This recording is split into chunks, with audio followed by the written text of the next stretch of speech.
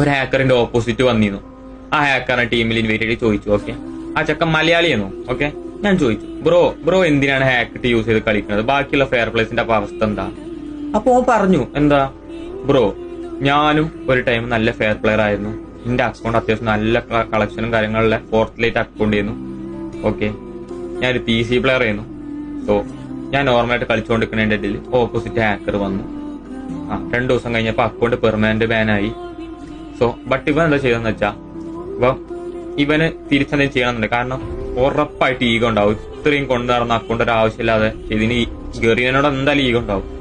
So എന്ത് തീരുമാനിച്ചു, അന്ന് തൊട്ട് ഇന്ന് വരെ സാധനമിട്ട് മാത്രം കളിക്കാൻ തുടങ്ങിയാണ്.